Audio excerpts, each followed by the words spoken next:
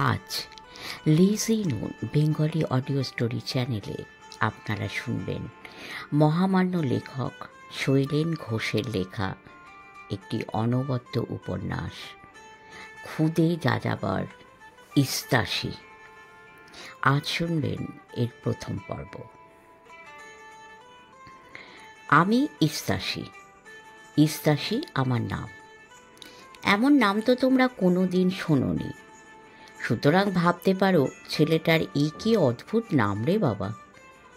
অবশ্যই আমার নামটা তোমার কানে অদ্ভুত ঠেকলেও আমাকে দেখলে যে তোমার খুব খারাপ লাগবে তা বলতে পারি না। কেননা আমার পায়ের গোড়ালি পর্যন্ত লম্বা এই যে লাল নীল ডোরাকাটা প্যান্টটা দেখছো, গায়ে রঙিন ফুল হাতা ফুল কাটা জামাটা দেখছো, তার উপর এই যে দেখছো জরির কাজ করা জ্যাকেটটা, বলো এ দেখে আমাকে তোমার ভালো লাগছে না? তবু তো টুপিটা মাথায় দিইনি। অবশ্যই আমি দেখতেই বা কম কি। বলতে পারো আমার তো এখন বয়স তেমন হয়নি, সবে 10 পেরিয়ে 11 পড়েছি। সুতরাং অমন রংচঙের সাজ পোশাক পরলে এই বয়সে বাঁদরকেও দেখতে ভালো লাগে। ছি ছি, তা বলে আমায় বাঁদর বলো না। আমি ইস্তাসি। আমি এক যাযাবরের ছেলে। আমি জানি না যাযাবর বললে তোমরা আমায় ঠিক চিনতে পারবে কিনা। শুধু যেন আমাদের কোনো ঠিক নেই, ঠিকানা নেই। তোমাদের মতো আমাদের না আছে মস্ত মস্ত বাড়ি, না আছে দামি দামি আসবাব। পথেই আমাদের ঘর, এই পথে পথেই আমরা ঘুরে বেড়াই। যাই এক দেশ থেকে আরেক দেশে দল বেঁধে। কদিনের জন্য মাঠে ঘাটে তাঁবু ফেলি, তারপর সময় হলেই আবার আর এক দেশে পাড়ি দিই। বেশ লাগে। আমরা শুধু দেখে বেড়াই। নতুন নতুন দেশে কত নতুন মানুষ, কত নতুন মুখ, কত নতুন কথা। প্রথমেই বলে রাখি, আমার মা বাবা কেউ নেই। কি করে যে আমি আমার মাকে বাবাকে হারিয়েছি সে কথা বলতে গেলে এখনো আমার বুক কেঁপে ওঠে। তাদের কথা ভাবতে ভাবতে আমি মাঝে মাঝে নিজেকেও কেমন হারিয়ে ফেলি। এখনো আমার স্পষ্ট মনে পড়ে তাদের। মায়ের মুখখানি এখনো আমার চোখের উপর স্পষ্ট ভেসে ওঠে। আহ, কি সুন্দর দেখতে ছিল আমার মাকে, কি মিষ্টি গান গাইতো আমার মা। আমার বেশ মনে পড়ে, মা পরতো রঙিন ঘাগরা, মায়ের পায়ে ছিল রূপোর মল, গলায় মোহর আটা মালা, আর কানে ছিল এত বড় 2 চাঁদের রিং। সেজে গুজে মা যখন সন্ধ্যা রাতে চাঁদের আলোয় গান গাইতো, কি ভালোই না লাগতো। আর আমার বাবা একটা ঢিলে ঢালা প্যান্ট পরে, রঙিন ডোরাকাটা জামা গায়ে দিয়ে, মাথায় টুপি এঁটে মায়ের গানের সঙ্গে ব্যান্ডুরিয়া বাজাতো। জ্যোৎস্না রাতে দলের সবাই যখন কাজের শেষে আমাদের তাঁবু ঘেরা সবুজ মাঠে জমায়েত হয়ে আনন্দ করত, সেই আনন্দে মাকেও গান গাইতে হতো। আমি হলপ করে বলতে পারি, সেই গান শুনলে আমার মতো তোমরাও বেবাক হয়ে যেতে। ব্যান্ডোরিয়া বাজনাটা তোমরা কেউ দেখেছো কিনা জানি না। এটা একটা তারের বাজনা, অনেকটা ম্যান্ডোলিনের মতো দেখতে। তবে ম্যান্ডোলিনের পেটটা নাশপাতির মতো গোল, এটার পেট চ্যাপ্টা। গলায় ঝুলিয়ে আঙুল ছুঁয়ে এর তারের সুর তুললে আমি হলপ করে বলতে পারি তোমার পা দুটি আপনা আপনি নেচে উঠবে।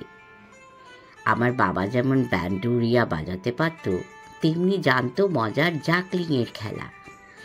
একসঙ্গে 20টা বড় বড় কাঠের বল আকাশে ছুঁড়ে এমন চরকি খাওয়াতো যে দেখলে তুমি হাঁ হয়ে যেতে। বাবার হাতের কায়দায় শূন্যে ঘুরতে ঘুরতে ওই কাঠের বলগুলোকে কখনো মনে হতো একটা মস্ত মালা, কখনো মনে হতো একটা এত বড় লাট্টু বাঁই বাঁই করে ঘুরছে, আবার কখনো মনে হতো যেন আকাশ মুখো একটা রকেট হুস হুস করে উড়ে যাচ্ছে। শুধু কাঠের বল কেন, লোহার চাকতি অথবা তারের রিং, এমনকি কাঠের ছোট্ট ছোট্ট রংচঙের টুল নিয়েও বেমালুম শূন্যে ছুঁড়ে নানান খেলা দেখাতে পারত আমার বাবা। একটু আধটু ম্যাজিকও জানতো বাবা, তবে আনাতি দাদার মতো নয়।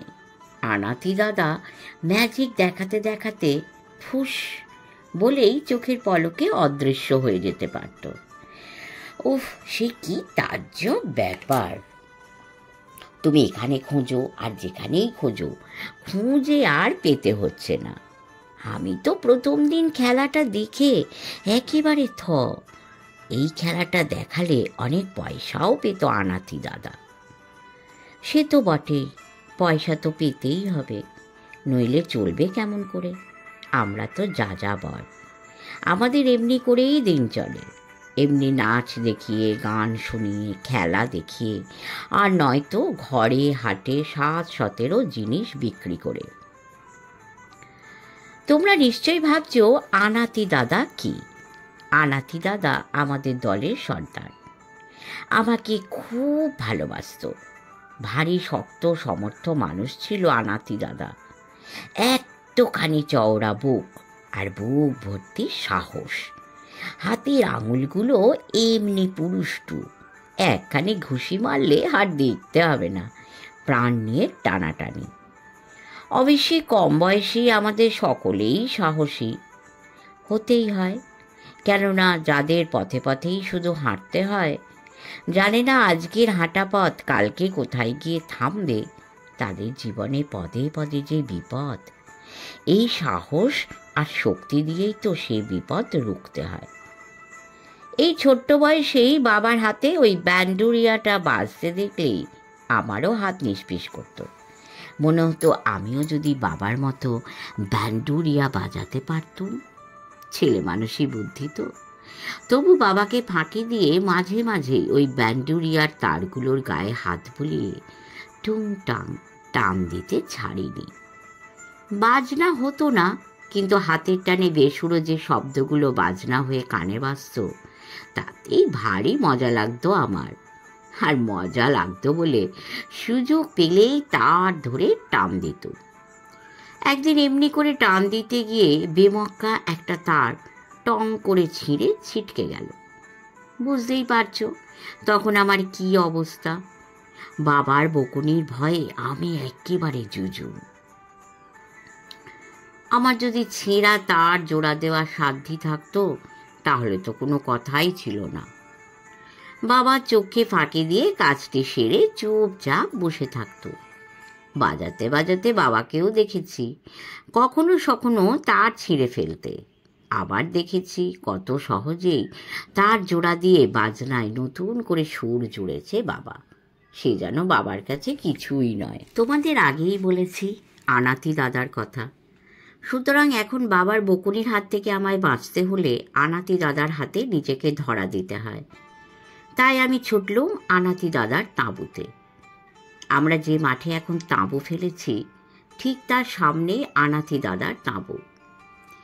এক ছুটে তাঁবুতে ঢুকতেই দেখি আনাতি দাদা তামুক খাচ্ছে। ঠিক এই সময়ে হঠাৎ তাঁর তাঁবুতে আমাকে ঢুকতে দেখে আনাতি দাদার চোখ দুটো খুশিতে চকচক করে উঠল। মুহূর্তের মধ্যে প্রায় চিৎকার করেই আমার নাম ধরে ডাক দিল, ইস্তাসি। ডাক দিয়েই এক বুক হাসি ছড়িয়ে আমাকে অভ্যর্থনা করল। আমাকে দেখে কি যে খুশি সে তোমাকে কি বলবো। আমার কিন্তু হাসি পেল না। আমার মুখখানা শুকনো দেখে তার অবাক হওয়ারই তো কথা। হাসতে হাসতে থমকে গিয়ে কেমন সন্দেহের চোখে চাইল আমার দিকে। আমি ছুটে গেলুম আনাতি দাদার কাছে। আনাতি দাদা আমাকে দুহাত দিয়ে জড়িয়ে ধরল। তার বুকের মধ্যে মুখটা লুকিয়ে হাঁপাতে লাগল। অবাক হয়ে আনাতি দাদা আমাকে জিজ্ঞেস করলে, কি হয়েছে ইস্তাসি? আমি ফুঁপিয়ে উঠল। ফুঁপিয়ে ফুঁপিয়ে বললুম, বাজনা। আনাতি দাদা আমার এমন উত্তর শুনে আরও অবাক হলো। জিজ্ঞেস করলে, বাজনা? কিসের বাজনা? কার বাজনা? বাবার, ব্যান্ডুরিয়ার। কি হয়েছে? আনাতি দাদার গলায় আরও অবাকের সুর। বাজাতে গিয়ে তার ছিঁড়ে ফেলেছি। আর কোনো কথা নয়, সঙ্গে সঙ্গে একেবারে হো হো করে হেসে উঠেছে আনাতি দাদা। আমি আনাতি দাদাকে হাসতে দেখে ভ্যাবাচ্যাকা খেয়ে গেছি। আনাতি দাদার বুকের ভেতর থেকে মুখটা সরিয়ে এনে তার চোখের সামনে তুলে ধরল। আনাতি দাদা আমার মুখখানা দেখে আরও জোরে হেসে উঠেছে। হাসতে হাসতে বলল, আরে ছো ছো ছো, এর জন্য ইস্তাসি ভয় পায়। আমি নিজের ভয়টাকে তবুও নিজের মধ্যে লুকোতে পারলুম না। আমার চোখ দুটো ভয়ে কাঠ হয়েই রয়েছে। আনাতি দাদার চোখের দিকে তাকিয়ে রইলাম। আনাতি দাদা আমার মাথায় একটা ছোট্ট ঝাঁকুনি দিয়ে বললে, বুঝতে পেরেছি, ব্যান্ডুরিয়াটা বাজাতে ইচ্ছে যায় বুঝি? হ্যাঁ, বাবার মতন। আমি শিখিয়ে দেব। এতক্ষণ আমার যে মুখখানা ভয়ে কালো হয়েছিল, হঠাৎ সে মুখে আলো ঝলসে উঠল। আনাতি দাদার এই কথাটা আমি যেন বিশ্বাসই করতে পারছি না। তাই তার হাত দুটো প্রায় লাফিয়ে উঠে জিজ্ঞেস করলুম জড়িয়ে ধরে, সত্যি? নিশ্চয়ই। আমি পারবো? আলবাত। আনন্দে আমি আরও লাফিয়ে উঠলুম মাটি থেকে আকাশে। কিন্তু তারপরই হঠাৎ ব্যান্ডুরিয়ার তার ছেঁড়ার কথাটা মনে পড়তেই আনন্দটা কেমন যেন চুপসে গেল। আমি জিজ্ঞেস করলুম, বাবার ব্যান্ডুরিয়াটার কি হবে? ওটার জন্যে ভাবনা নেই, ওটা বাবাই ঠিক করে নেবে, আমি বলে দেব। কিন্তু এক শর্তে, আমি যে তোমাকে ব্যান্ডুরিয়া বাজাতে শেখাবো এ কথাটা যেন কাউকে বলো না। কেন? একদিন হঠাৎ সবাইকে অবাক করে দেব। কথাটা শুনে আমার খুব ভালো লাগলো। হ্যাঁ, সত্যিই তো, হঠাৎ একদিন আমি যদি ব্যান্ডুরিয়া শুনিয়ে বাবাকে অবাক করে দিতে পারি, বলো সেদিন কি দারুণ মজা হবে। আনাতি দাদাও যেন ব্যান্ডুরিয়া বাজাতে পারে এই কথাটা তোমাদের বলতে একদম ভুলে গেছি। অবশ্যই ম্যাজিক খেলা দেখাতে আনাতি দাদার যতটা উৎসাহ, ব্যান্ডুরিয়ার বেলায় তা নয়। একেবারে বাজায় না যে তা নয়, তবে কালে ভদ্রে। তাই বলে যেন মনে করো না তেমন বাজাতে পারে না। বাবা দারুণ ওস্তাদ, যেমন ওস্তাদ ম্যাজিকে তেমনি। আমার বেশ মনে আছে, একদিন সন্ধেবেলায় মাঠের জমায়েতে বাবার সঙ্গে ব্যান্ডুরিয়ার এমন লড়াই শুরু করে দিলে যে তাই শুনে তো সবাই একেবারে থ। এ বলে আমায় দেখ, ও বলে আমায়, কেউ ছাড়বার পাত্র নয়। যখন বাজনা শেষ হলো আমি হাঁপ ছেড়ে বাঁচল। কে হারলো আর কে জিতলো কেউই বলতে পারল না। সেই রাতটা আমার আরও স্পষ্ট মনে আছে এই জন্যে যে দুজনের কাউকেই আমি হারতে দিতে রাজি ছিলুম না। কেউ একজন হারলেই আমি সাংঘাতিক দুঃখ পেতুম, কারণ দুজনেই যে আমাকে ভীষণ ভালোবাসে। যাক বাবা, ব্যান্ডুরিয়ার তার ছেঁড়ার ব্যাপারটা নিয়ে বাবা আমায় কিচ্ছু বলেনি। বাবা যখন শুনলো উল্টে বলে কি, ছিঁড়ুক ছিঁড়ুক, বাজাতে গেলে তো ছিঁড়বেই। এমনি ছিঁড়তে ছিঁড়তে একদিন ইস্তাসি ওস্তাদ বাজিয়ে হয়ে উঠবে, একজন পাকা ব্যান্ডুরিয়া বাজিয়ে। এ কথা শুনে সেদিন যে আমার কি আনন্দ হয়েছিল সে কি বলবো তোমাদের। হ্যাঁ, এখন আমি সত্যি ব্যান্ডুরিয়া বাজিয়ে হয়ে উঠেছি, তবে এখনো ঠিক পাকা হইনি। আনাতি দাদা গোপনে গোপনে তালিম দিয়ে মোটামুটি অনেকটা বাজাতে শিখিয়ে দিয়েছে। প্রথম প্রথম এত গোলমেলে লাগতো, তেমনি অসুবিধা হবেই তো, আমি যে ছোট্ট। বাজনাটাকে বাগে আনতেই কদিন কেটে গেল। তারপর ধীরে ধীরে যখন সড়গড় হয়ে গেল, তখন সা রে গা মা ছাড়িয়ে গানের বাজনাও বাজাতে শিখে গেলুম। আর সত্যি এমন লুকিয়ে লুকিয়ে শিখলুম যে কেউ ঘুণাক্ষরে জানতেও পারল না, এমনকি বাবা মা কেউ না। আমি বলতে পারি আনাতি দাদা সত্যি এক আশ্চর্য মানুষ। নইলে আমার মতো এক আনাড়িকে এত সহজে এমন সুন্দর ব্যান্ডুরিয়া বাজাতে শিখিয়ে দিতে পারে। নিজের কথা ভেবে আমার নিজেরই কেমন অবাক লাগে। কিন্তু তার চেয়েও আশ্চর্য কথা, আমার এই ব্যান্ডুরিয়া শেখা নিয়ে আনাতি দাদার মনের ভেতর যে মতলবটা লুকিয়েছিল সেই মতলবটা কিন্তু কাক পক্ষীও টের পেল না। এমনকি আমিও না। তোমাদের তো আগেই বলেছি, যাযাবর বলে এক জায়গায় বেশি দিন থাকি না। এক দেশ থেকে আরেক দেশ এরই মধ্যে কতবার হয়ে গেল। আবার এই দেশে দেশে ঘুরে ঘুরে আমারও গোপনে গোপনে বাজনা শেখা চলল। আনাতি দাদা আদা জল খেয়ে এমন করে আমায় নিয়ে পড়েছে যেন ওস্তাদ না করে কিছুতেই ছাড়বে না। এমনি করে আমার বাজনা শেখা চলছে। আনাতি দাদা এরই মধ্যে ম্যাজিক খেলা দেখিয়ে পয়সা রোজগার করে আনছে। মায়ের গান, বাবার মজার মজার হাতের খেলা সবই চলছে ঠিক ঠিক। যে দেশেই যাই সে দেশের সবার চোখেই আমরা যেন আশ্চর্য মানুষ, যারা এক জায়গায় থাকতে জানে না, কোনো দেশে পাকাপোক্ত ঘর বেঁধে বাস করে না, আজকের পথ কালকে কোথায় থামবে সে নিয়ে ভাবনাও করে না। তাদের তো আশ্চর্য লাগবেই। তবু একটা কথা এই ফাঁকে না বলে পারছি না, কি জানি কেন কেউ আমাদের বিশ্বাসও করে না। হয়তো আমাদের দেশ নেই বলে, দেশে দেশে ঘর বেঁধে পাকাপাকি বাস করি না বলে সবাই কেমন যেন সন্দেহের চোখে দেখে আমাদের। কেউ বলে আমরা লুঠেরা, কেউ বলে তস্কর। আমাদের পেটে পেটে শয়তানি বুদ্ধি, আমরা মানুষ ঠকাই। এক দেশের গোপন খবর অন্য দেশকে জানিয়ে দিই, আমরা গুপ্তচর। এই ভেবেই বুঝি তারা আমাদের হেনস্থা করতেও ছাড়ে না। আমরা যখন খেলা দেখাই তারা তখন আমাদের ইট পাটকেল ছুঁড়ে মারে, পেছনে ফেউ ডাকে, ঠাট্টা করে, সুযোগ পেলে জিনিসপত্র কেড়ে নিতেও ছাড়ে না। তবু বলি, এই নিয়ে আমরা বেশ বেঁচে আছি। এই নিয়েই আমাদের বাঁচতে হবে। অন্যের দেশে গিয়ে অন্যের সঙ্গে ঝগড়াঝাটি করা তো আমাদের সাজে না, সেটা তো ঠিক রাস্তাও নয়। কেউ যদি বলে হটো এদেশ থেকে, এখানে তোমরা এক মুহূর্তও থাকতে পারবে না, তখন কি আর গা জোয়ারি চলে? তখন লোটা কম্বল গুটিয়ে নিয়ে চলো আবার আরেক রাজ্যে। সে তবু ভালো, তোমার পোষাচ্ছে না তুমি বললে দেশ ছাড়ো, আমরাও মানে মানে সরে পড়লুম। কিন্তু কোনো দেশ যদি মুখে টু শব্দটি না করে পেছন থেকে ছুরি মারে, তখন তাকে কি বলবে? আর এমনি একটা ঘটনা ঘটে গেল কোনো এক দেশে, সে দেশে রাজ সরকারের গোপন আদেশে। সে কথাই এখন আমি বলবো। আমি এখন ব্যান্ডুরিয়া বেশ ভালো বাজাতে পারি। আমি এখন আরও একটু বড় হয়েছি বলে প্রথম প্রথম যে অসুবিধা ছিল এখন তার একদমই নেই। মা গান গাইলে আমি লুকিয়ে লুকিয়ে সেই গানের সুর ভাসতে ভাসতে ব্যান্ডুরিয়া তুলে নিতে পারি। আমার ভাবতে মজা লাগে, আমার এই বিদ্যের বহরটা একমাত্র আনাতি দাদা ছাড়া আর কেউ জানে না। আর তাই একদিন সবাইকে হঠাৎ অবাক করে দেবার জন্য যে মতলবটা মনে মনে এঁটে রেখেছিল আনাতি দাদা, সেটা আমিও একেবারে শেষমেশ জেনেছিলুম।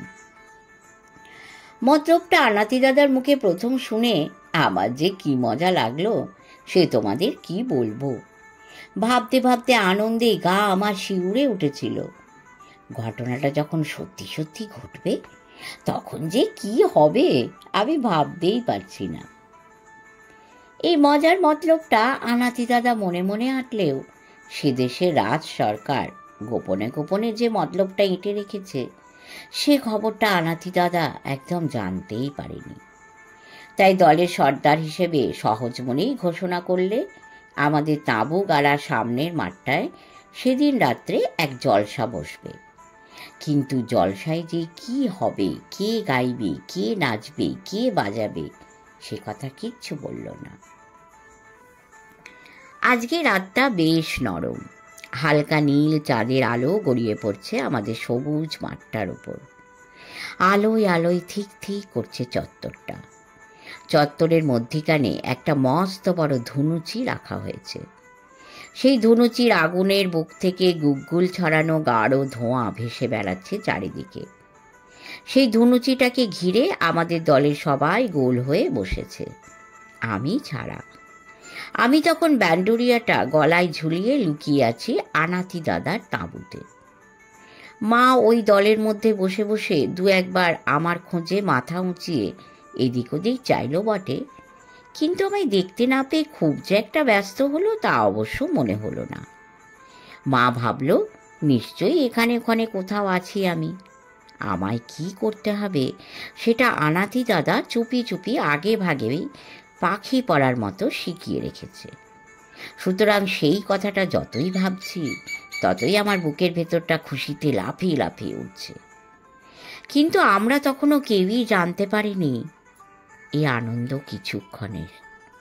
একটা ভয়ঙ্কর ঘটনা ওত পেতে আছে, একটু পরেই বুঝিবা সে থাবা মারবে। থাক সে কথা, এখন যা হচ্ছে তাই বলি।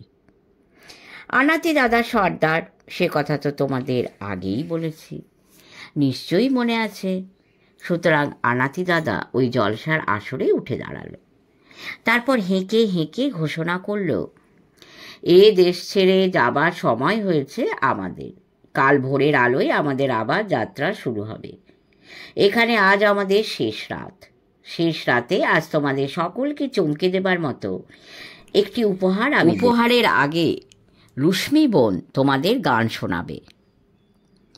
তোমাদের বলে রাখি, রুশ্মি আমার মায়ের নাম। আনাতি দাদা আমার মাকে রুশ্মি বোন বলেই ডাকে।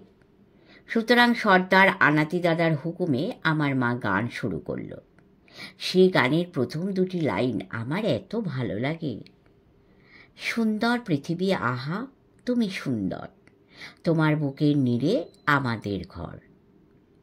এই গানটা মায়ের গলায় যখন সুরে সুরে ভরে যায়, আমি হলক করে বলতে পারি, শুনলে তুমি একেবারে হতবাক হয়ে যাবে। তার ওপর ওই সুরে সুর মিলিয়ে বাবার হাতের ব্যান্ডোরিয়া যদি বেজে ওঠে, তাহলে সে যে কি আশ্চর্য ব্যাপার হয়, সে যে না শুনেছে তাকে আমি বোঝাতে পারবো না।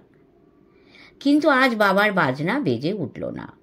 আনাতি দাদা তাঁবুর ভেতরে এতক্ষণ আমি গলায় ব্যান্ডোরিয়া ঝুলিয়ে চুপটি করে বসেছিলুম এই মুহূর্তটির জন্য। আনাতি দাদার কথা মতো মায়ের গলায় গান শুরু হবার সঙ্গে সঙ্গে আমার হাতের ব্যান্ডোরিয়া সেই গানের সুরে সুর মিলিয়ে বেজে উঠল। আমি বাজনা বাজাতে বাজাতে ধীর পায়ে তাঁবুর ভেতর থেকে জলসার চত্বরে এগিয়ে এলাম। বিদ্যুৎ চমকে উঠলে আকাশে যেমন হঠাৎ আলোর ঝিলিক দিয়ে ওঠে, তেমনি যেন নিমেষে সবার চোখ ঝলসে গেল আমার দিকে তাকিয়ে। তারা বিশ্বাসই করতে পারছে না তাদের আদরের ইস্তাসি তার মায়ের গাওয়া গানের সঙ্গে ব্যান্ডোরিয়া বাজাচ্ছে নিজের হাতে। আমার মা গাইতে গাইতে থমকে যায়, বাবা চমকে থাকায়। আনাতি দাদার মুখে মুচকি মুচকি হাসি। থমকে গিয়ে মা যেন নিজেকে হারিয়ে ফেলল ক্ষণেকের জন্য। হারিয়ে গেল গানও তার কণ্ঠ থেকে। আমি থামলুম না, বাজিয়েই চললুম। একটুখানি থেমে নিমেষের মধ্যেই মা যেন গান ফিরে পেল আবার। মা গেয়ে উঠল দ্বিগুণ উৎসাহে। আমি মায়ের আরও কাছে এগিয়ে গেলুম, একেবারে মুখোমুখি। তোমায় বলবো কি, অমনি সঙ্গে সঙ্গে চত্বর জুড়ে আমাদের দলে যত মানুষ জমায়েত ছিল সবাই একসঙ্গে মায়ের গলায় গলা মিলিয়ে গেয়ে উঠল, সুন্দর পৃথিবী আহা তুমি সুন্দর। অমন যে আনাতি দাদা, যাকে কোনো দিন আমি গাইতে শুনিনি, সেই আনাতি দাদার গলাতেও সুর। নিমেষের মধ্যে সেই জ্যোৎস্না রাতের সবুজ চত্বরটা যেন অপরূপ এক সুরের রূপকথার মতো ঝলমলিয়ে উঠল। তুমি শুনলে বোধহয় আরও অবাক হবে, কারো কারো পা দুটিও যেন অস্থির খুশিতে নেচে উঠল। গলায় গলায় গান, পায়ে পায়ে ছন্দ। সে যে কি আশ্চর্য দৃশ্য, না দেখলে বিশ্বাসই করতে পারবে না। হয়তো এই আনন্দ চলেছিল কিছুক্ষণ। তুমি যতক্ষণ ভাবছ হয়তো তার চেয়েও কম সময়। আনন্দের জোয়ার যখন ঢেউ তুলে ফুলে ফুলে উঠছিল, ঠিক তখনই সেই ভয়ঙ্কর ঘটনাটা ঘটে গেল। অদৃশ্য কোন আড়াল থেকে আমাদের এই আনন্দ বিভোর মানুষগুলোর ওপর কারা যেন আচম্বিতে গুলি ছুড়ল। গুরুম গুরুম। অতগুলো আনন্দ উচ্ছল মানুষ পলকে হতচকিত। কিছু বুঝতে না বুঝতেই আবার বুক কাঁপানো আওয়াজ, ধুম ধুম। এবার বন্দুকের গুলিগান, বোমার বিস্ফোরণ। দেখতে দেখতে সমস্ত চত্বরটা বারুদের গন্ধে আর নিকষ কালো অন্ধকার ধোঁয়ায় ছেয়ে গেল। বিপদে সন্ত্রস্ত মানুষগুলো আর্তনাদ করে উঠল, বাঁচাও বাঁচাও। গানে গানে ভরপুর সেই সবুজ চত্বর কান্না আর চিৎকারে ছিন্ন বিচ্ছিন্ন হয়ে গেল। কার গায়ে আঘাত লাগলো কেউ দেখল না, কে বাঁচল কে মরল কেউ জানল না। নিজে বাঁচার জন্য যে যেদিকে পারল সেই দমবন্ধ ধোঁয়ার ভিতর ঘুরপাক খেতে খেতে ছুটতে লাগলো। ঠিক এই সময় আমি দেখতে পেলুম একদল পুলিশ হম্বিতম্বি করতে করতে এদিকেই ধেয়ে আসছে। আমি কি করব ভেবেই পাচ্ছি না। আমি তখনও বুঝতে পারিনি আমার মা আমারই সামনে মুখ থুবড়ে পড়ে পড়ে মাটির ওপর ছটফট করছে। মায়ের বুকে গুলি লেগেছে। দেখতে পেলুম না বাবাকেও। তার যে কি হলো তাও জানি না। আমি দেখতে পেলুম পুলিশের হাতে বন্দুকের নলগুলো এদিক ওদিক ছটফট করতে করতে আমার এদিকে এগিয়ে আসছে। আমার বুকের মধ্যে সাহসের আগুনটা দাউ দাউ করে জ্বলে উঠল। আমি ভাবলুম ওরা যদি গুলি ছোড়ার আগে আমার আরেকটু কাছে আসে তবে ওই যে ধনুচির আগুনটা এখনো ধিকি ধিকি জ্বলছে, ওই আগুন ছুড়ে ওদের অন্ধ করে দেব। পুলিশের দল আমার আরও কাছাকাছি এসে পড়েছে। আর দেরি নয়। আমি তড়িৎ গতিতে ধনুচিটার দিকে এগিয়ে যাব বলে পা বাড়ালাম। ঠিক সেই সময় কে যেন তারস্বরে চিৎকার করে ডেকে উঠল, ইস্তাসি ইস্তাসি। আমি থতমত খেয়ে থমকে গেলুম, কিন্তু দেখতে পেলুম পুলিশের দল আরও কাছে এগিয়ে এসেছে।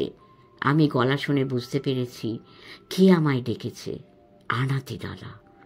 তাকে খুঁজে পাবার জন্য সেই অন্ধকার ধোঁয়ার মধ্যে আমার চোখ দুটো ছটফট করে উঠল। তাকে দেখতে না পেয়ে আমি চিৎকার করে ডেকে উঠলুম, আনাতি দাদা।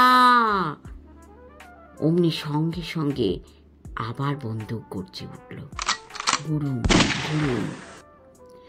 দেখলুম আর দেরি করা ঠিক নয়। ওরা আমার বুকে আঘাত হানার আগে আমাকেই প্রতিশোধ নিতে হবে। তাই চোখের পলকে ছুট দিয়ে ওই মস্ত ধনুচিটা এক হাতে তুলে নিলুম, ছুড়ে দিলুম ওদের গায়ে। ওদের গুলি আর ছোড়া হলো না।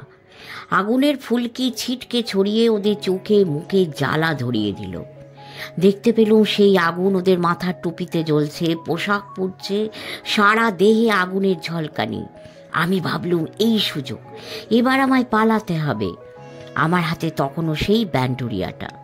এখন তার আর কোনো শব্দ নেই। একটু আগে এই ব্যান্ডুরিয়ার সুর থেকে যে আনন্দ উছলে উঠেছিল, এখন সেই আনন্দ মরণ কান্নার আর্তনাদে আছড়ে পড়ছে চারিদিকে। আমি ছুট দিলুম পালাবার জন্য। ঠিক এই সময় ঝট করে কে যেন আমার জামার কলারটা খামচে ধরে টান দিল। আমি ঝটপট ঘুরে দাঁড়াবার আগেই চিৎকার করে ডাক দিলুম, আনাতি দাদা, আমাকে বাঁচাও। আমার চিৎকার শুনে আমার জামা শুদ্ধ গলাটা পাকিয়ে একটা লোক কাঁপা গলায় ধমকে উঠল, চুপ যাও। আমি পিছন ফিরে দেখি পুলিশের একজন হোমরা চোমরা আমাকে মারবার জন্য তার রিভলভারটা আমার দিকে তাক করে ধরে আছে। আমি এক্ষুনি নির্ঘাত মরব, এই কথাটা ভাবতে কতটুকুই বা সময় পেয়েছি। ঠিক সেই সময় আবার একটা রিভলভারের শব্দ, সাই। আমি আতঙ্কে শিউরে উঠে পিছু ফেরার সঙ্গে সঙ্গে দেখতে পেলুম আমায় যে পুলিশটা ধরেছিল তার পিঠেই কে যেন গুলি করেছে। লোকটা আমায় ছেড়ে মাটির ওপর আর্তনাদ করে নেতিয়ে পড়ল। পড়া মাত্র আনাতি দাদা পিছন থেকে চেঁচিয়ে উঠল, ইস্তাসি। ডাক শুনে মুখ ঘোরাতেই দেখি আনাতি দাদা আমার পেছনে দাঁড়িয়ে ভীষণ হাঁপাচ্ছে, তার হাতে রিভলভার। ওই রিভলভারের গুলিতেই পুলিশের লোকটা ঘায়েল হয়েছে। আনাতি দাদা ডাক শুনে আমিও চিৎকার করে সাড়া দিলুম, আনাতি দাদা। আনাতি দাদা আমায় আর কোনো কথা বলতে দিল না। মুহূর্তে রিভলভারটা নিজের পকেটে পুরে ফেলে আমাকে জাপটে ধরল। তারপর চৌকিতে আমাকে নিয়ে একটা তাঁবুর আড়ালে ঘাপটি মেরে লুকিয়ে পড়ল। এমন চট জলদি সমস্ত ঘটনাটা ঘটে গেল যে আমি নিজেই হতচকিত হয়ে গেলুম। সেই হোমরা চোমরা পুলিশটার পিঠে গুলি লাগার সঙ্গে সঙ্গে আমি শুনতে পেলুম পুলিশের এক বিরাট বাহিনী তর্জন গর্জন করতে করতে সেই চত্বরটা তোলপাড় করছে। আমি তখনও শুনছি গুলির আওয়াজ। অবশ্যই ততক্ষণে চত্বরটাও প্রায় ফাঁকা হয়ে গেছে। যে বাঁচল সে পালালো, যে পারল না হয় সে গুলির আঘাতে কাতরাচ্ছে, না হয় মরছে। আমি আনাতি দাদাকে জড়িয়ে ধরে চুপিসারে জিজ্ঞেস করলুম, মা বাবা? আনাতি দাদা আমার মুখটা চেপে ধরল। না, কথা নয়। আড়াল থেকে নিঃশব্দে উঁকি মারল আনাতি দাদা। আমিও উঁকি দিলুম। পুলিশের দল আনাতি দাদাকে ধরার জন্য আহত বাঘের মতো গর্জে গর্জে ঘুরে বেড়াচ্ছে এধার থেকে ওধার।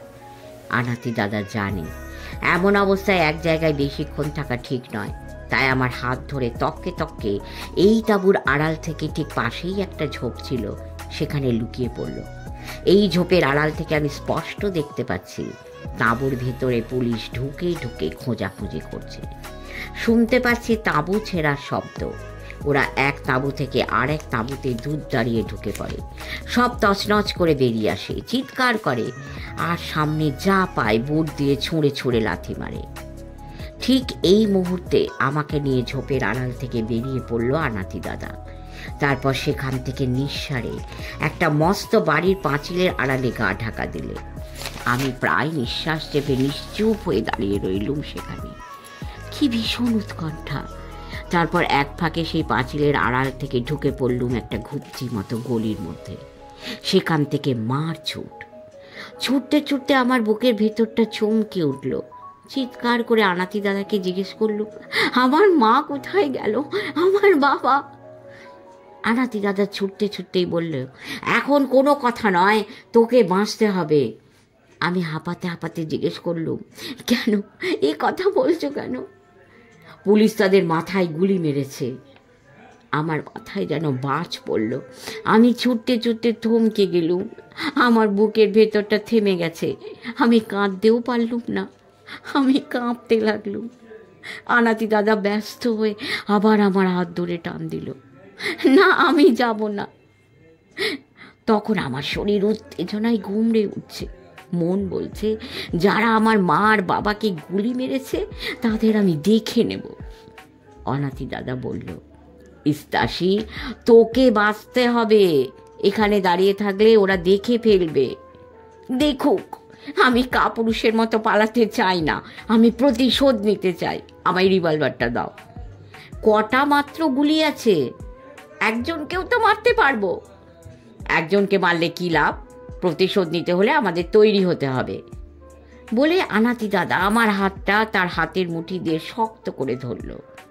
আশ্বাসে ভরপুর সেই হাতে হাত দিতেই আমি আর নিজেকে সামলাতে পারলুম না। ডুকরে কেঁদে ফেললুম। আনাতি দাদা আমার মুখখানা তার চোখের কাছে সরিয়ে এনে বললে, ভয় নেই, আমি আছি, চল আমার সঙ্গে। আমি কথা বলতে পারলুম না। এক হাতে আমার ব্যান্ডুরিয়া, আর এক হাতে আনাতি দাদার শক্ত মুঠি শক্ত করে ধরে আমি ছুটলুম। শেষ হলো প্রথম পর্ব। পরের পর্বে দেখব ইস্তাসি এবং তার আনাতি দাদার কি হলো। শুনতে থাকুন। ভালো লাগলে অবশ্যই সাবস্ক্রাইব করবেন, অনেক কমেন্ট, লাইক এবং শেয়ার করবেন। পরম করুণাময়ের কৃপায় খুব ভালো থাকবেন। নমস্কার।